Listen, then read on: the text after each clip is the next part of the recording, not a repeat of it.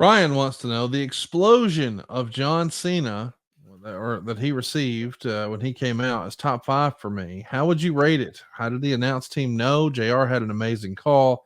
I get goosebumps today watching and listening to Cena's entrance. That made me wonder, did the announcers know? I know JR has said a lot of times he liked to be surprised. Was that a genuine reaction? Did he not know? That was a genuine reaction. That's fine. It's better that way. It is way better that way. It's just better. Say what you will, Oh, or K favored me or something. No, it's better that way. Be real. Look at your monitor. Call what's on the monitor.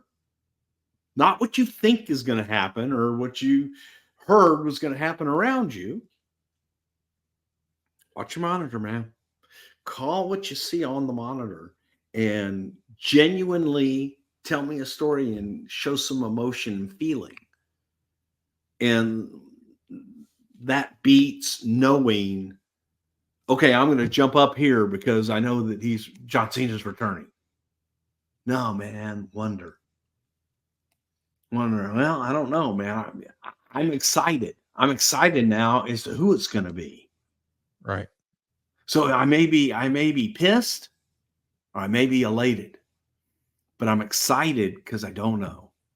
And to me, that excitement just helps and you feel it. You feel it through the broadcast. Talk to me about that pop and that reaction. We saw a lot of people, and I sort of joked about it too, being a top 5 Rumble moment. But as far as just a standalone pop, a real reaction, like I know people always point to the taped Raw in Worcester when Foley won the world title, and when Stone Cold came out and the glass broke, it was just pandemonium. So that's probably top 5. Cena here, his reaction's probably top 5. What are some others that come to your mind as far as just biggest reactions that just blew us all away? Oh my God.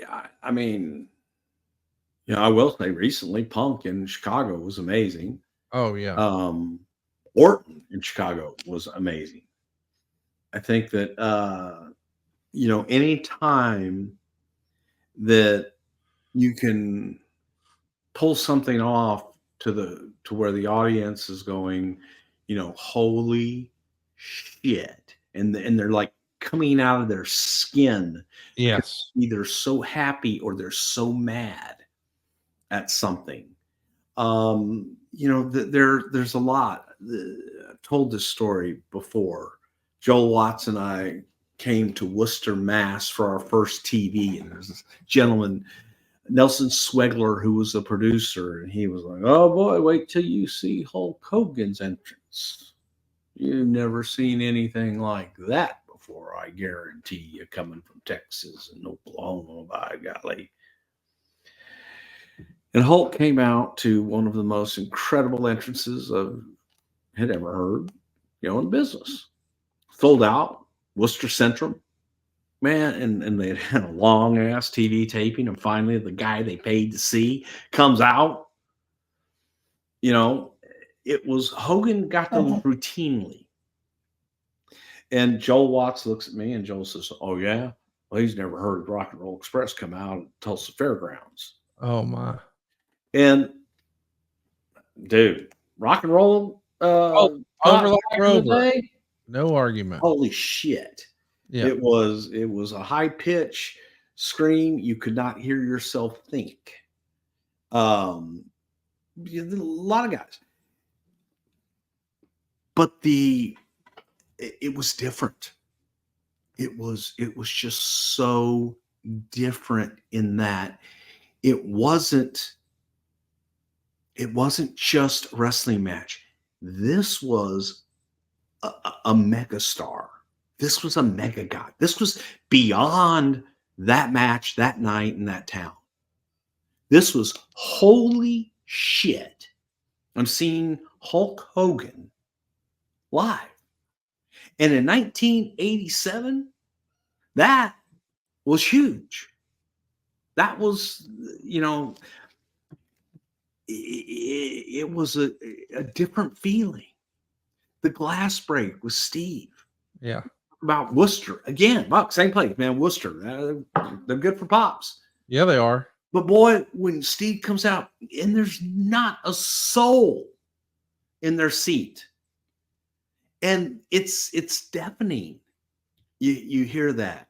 The Undertaker, when you don't expect it and you hear that gong, and it's the double pop with him, which I always just love so much, because you got the gong and you got the oh my god, and they fucking explode. And then the music comes in, boom, boom, boom, boom, boom, and then you see that son of a bitch. And when you see first time you see that silhouette, you get that second pop, and it's amazing. It's just to from a performer's point of view, when I had the extreme privilege of getting to work with the greatest in the business. But pop wise of guys back in the day, man, Hogan, nobody could touch. Undertaker, nobody could touch.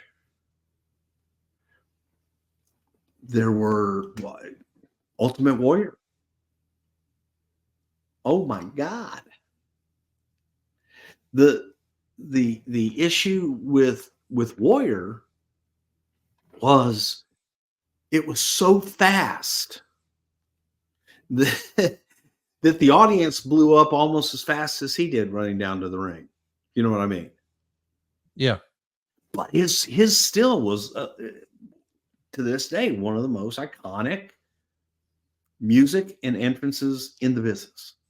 No doubt. When I wasn't there, but when Jake came back for the Rumble for a one-off, Yeah. and it was like, holy shit, those legends that they respect, that they remember. So it's all subjective. But yeah, man, Cena, that's one of those that's like, holy shit. Top 5. Steve, just you can count. There's a few of those where it's like, oh my God, I cannot hear myself. When you have your headsets on, you have it cranked all the way up, and nobody can understand and or hear what they're saying because the audience is so loud. Rock, holy cow. So it's a special quality, and it's true, man. You sit there and you feel it. That's not something you think about. Right. That's not something. Well, I'm going to go out and I'm going to rehearse my entrance, and I'm going to do this, and I'm going to walk up to the second rope, No. and I'm going to pose with my right arm over here, and then you come between my legs and pose, and it's like, man, just go feel it. Go feel it. Sometimes it's not there. You're doing shit like you're getting a fucking WrestleMania huge Road Warrior pop. Well, it's sometimes it's just not there. So change it up. Do something different.